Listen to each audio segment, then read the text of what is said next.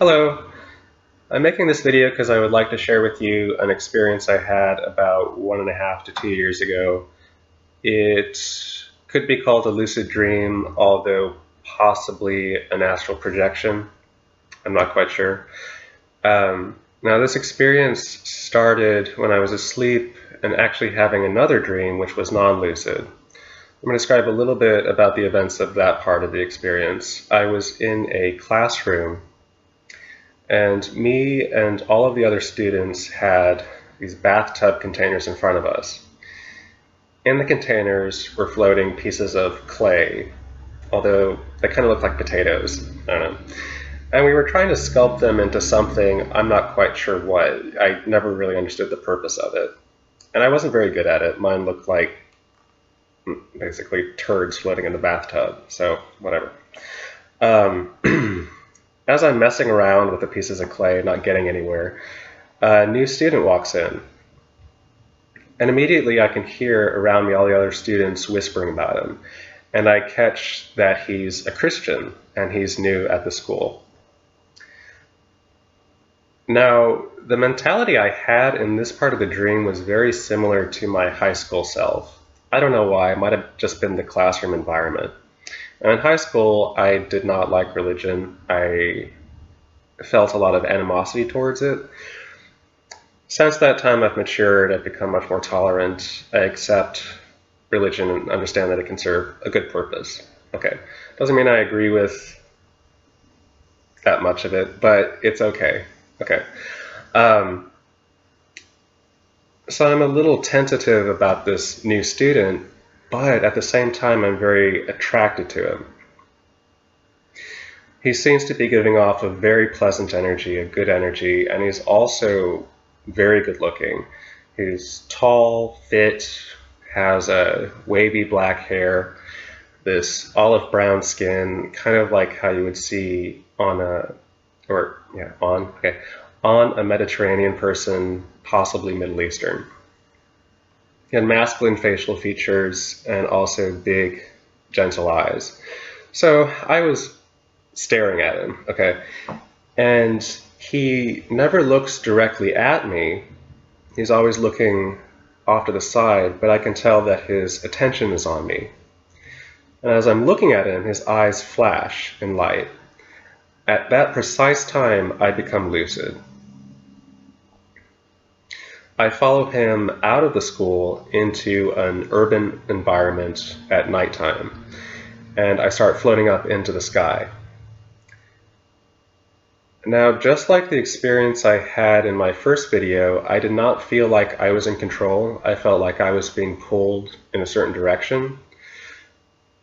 Now, in that video, I talk about how I get a little scared. This time, I was okay. I kind of expected this, so it was fine.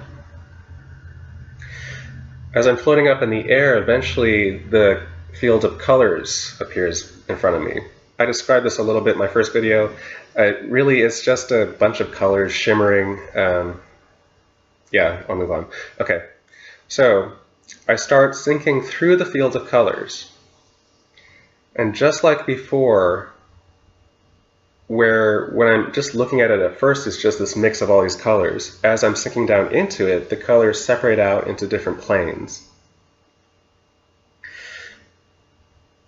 And I sink through these different planes and have the impression that they're real environments.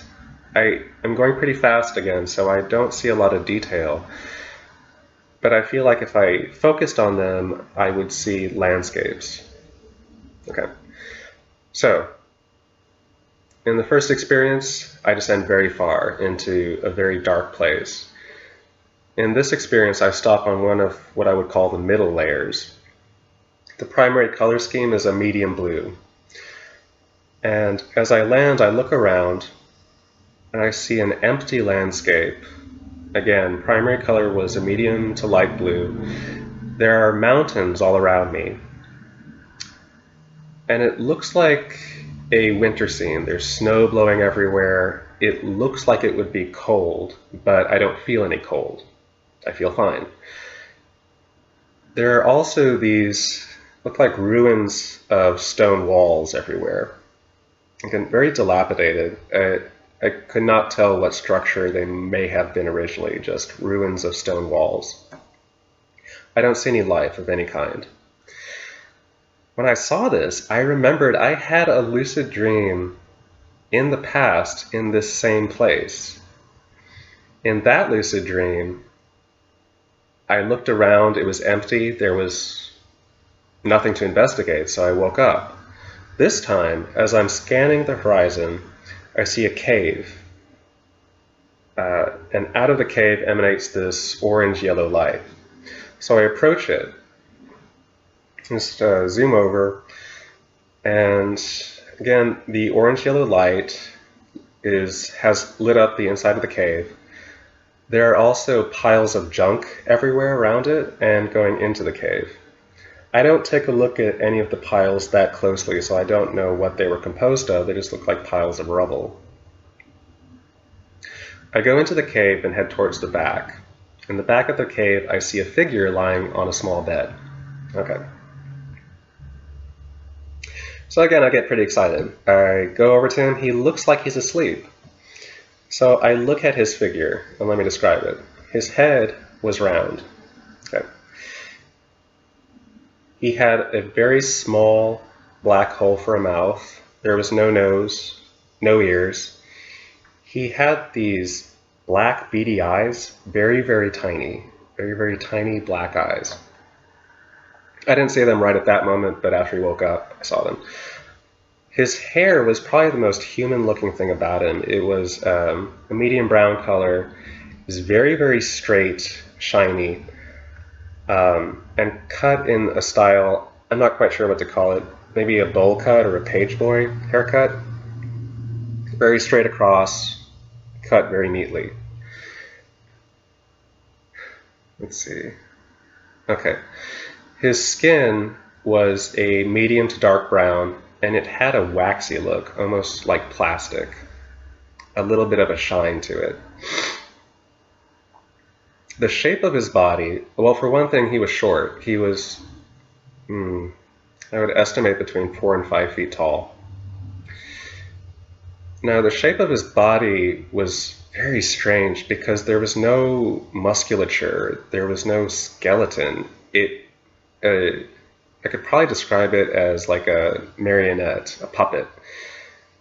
Torso very straight, no bends, no, I mean, you see a body, a human body, and there's muscles and stuff, and you can see bones sticking out. There was nothing like that, no definition whatsoever. Very thin arms, again, just like tubes. Very strange. Okay. So I decide I want him to wake up. Okay. And as I have this thought, a cane appears in my hand. I don't think anything of it. I just take it for granted that I have a tool now. The cane is long and white with a red tip. Okay. And yeah, I'm aware of the phallic symbolism, so I don't know what that means. It was a cane. And I decide I'm going to use it to wake him up. This is so wrong. Okay. So I start poking him in the face with the cane. And I just want to say, like, I don't act like that in waking life. I don't wake people up by poking them in the face with a cane. But in this experience, I don't know, I just did. So he wakes up, and I can immediately tell he's a little afraid. I wonder why. And he's just looking at me. So I decide to ask him some questions. And I can tell he's a little bit afraid, so I try to be gentle, like, what is this place? Who are you? He doesn't answer me at first, he just looks at me. So just like in the experience in my first video, I'm like, okay, there's going to be some kind of communication problem. I'm not going to get any answers from him, whatever.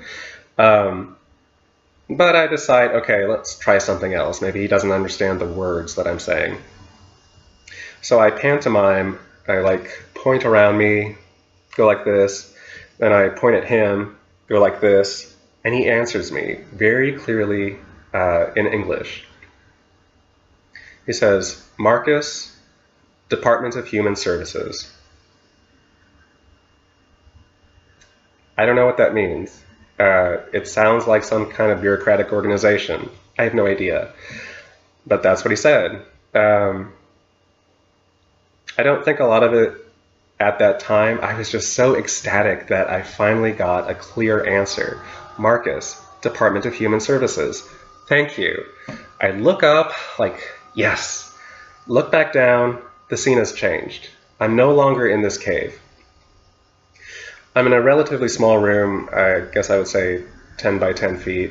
And the room opens up into this large cavern, almost like a hallway.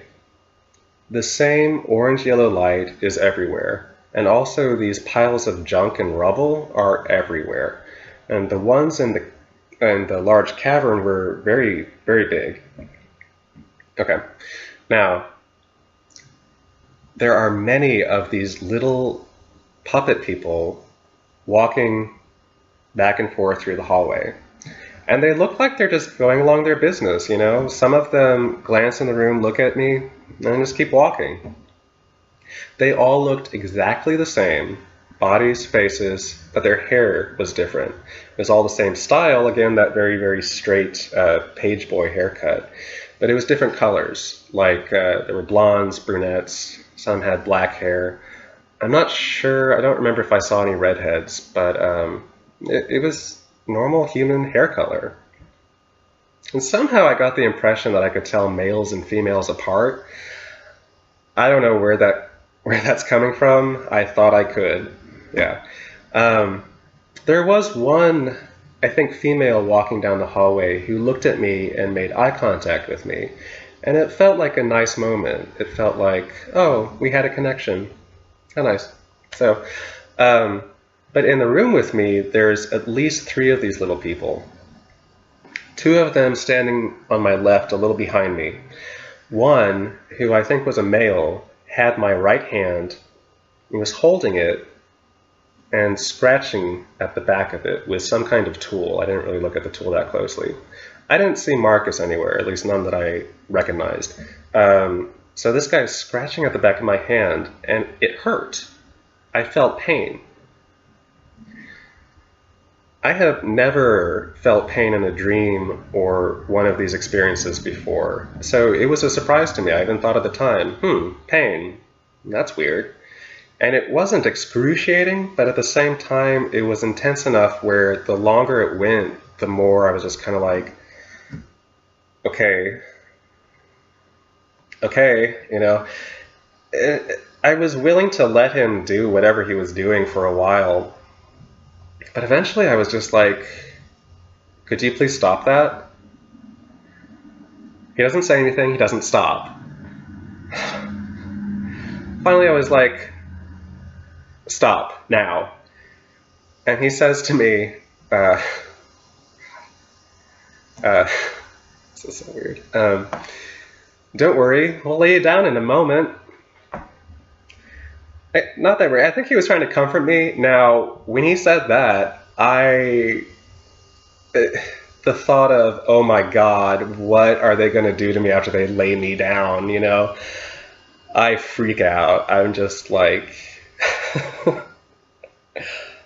freak out. No! And I hit him or push him, I'm not quite sure. He ends up sprawled out on the ground.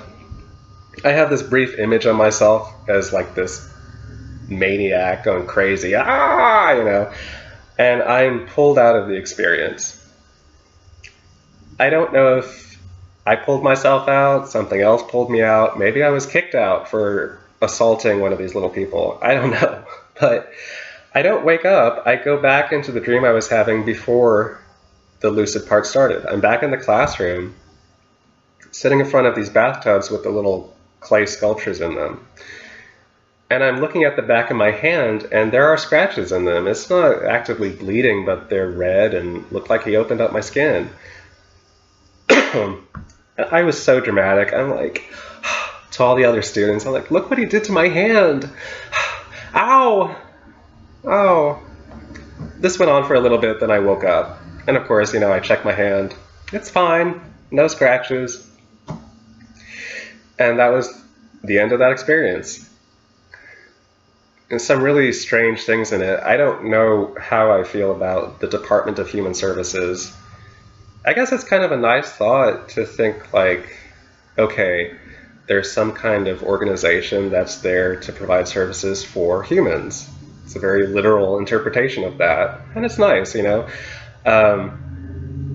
But any ideas you have, I particularly want to know if you've ever seen anything like this in either a non-lucid dream or a lucid dream, whatever is good. So if you have, please tell me. I would love to hear that. Okay.